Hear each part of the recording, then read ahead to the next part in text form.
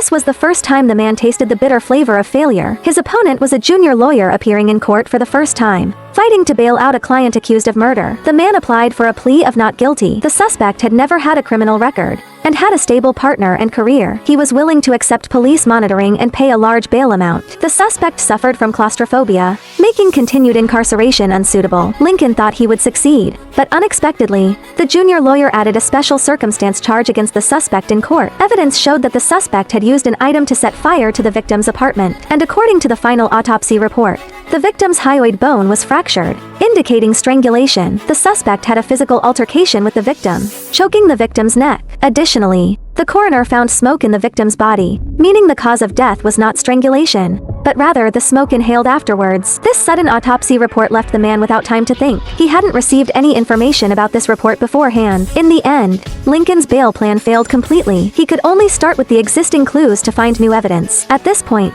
the person he sent to investigate the guests the victim hosted that night made a new discovery. Surveillance showed that at 9:41 p.m., the victim arrived at the hotel as scheduled and checked her phone when entering the elevator, likely confirming the room number with her guest. She then entered the elevator. Since there were no surveillance cameras on the elevator floors with guest rooms, there was no surveillance footage for that part. 5 minutes later, the victim returned to the elevator. She didn't meet her guest and left after inquiring at the hotel front desk. As the victim was leaving, the man spotted a suspicious man wearing a hat who had been sitting in the lobby since before the victim entered the hotel. The hat-wearing man also left when the victim did. More suspiciously, when the victim forgot something and came back to get it, the hat-wearing man followed her back. After the victim left by car, the hat-wearing man drove behind her. Obviously, he was following the victim. The surveillance footage couldn't clearly see the license plate, only showing a green car with dark windows. Finding it wasn't a simple task. Eventually, from a mechanic, the man learned that he had found a green car last Friday. He wasn't sure if it had dark windows because the car had been dismantled and all the vehicle information identifiers had been worn off. The man came to inspect it personally and finally found vehicle information in a hidden spot after some effort. But before he could continue his investigation,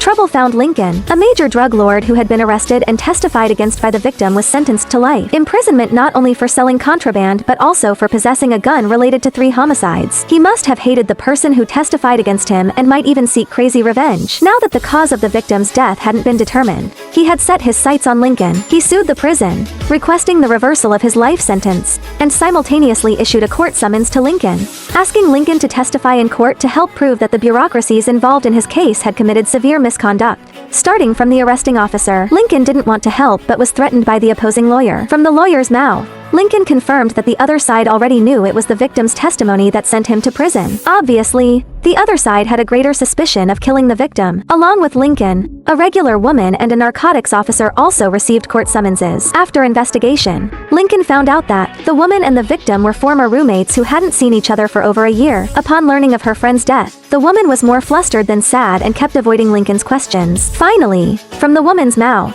Lincoln learned that at that time, the victim, the woman, and another colleague were good friends. The two took care of the woman and handled difficult guests. Lincoln immediately contacted the victim's colleague and learned that a few years ago, she was caught by a police officer from a narcotics station. The officer proposed a deal to her.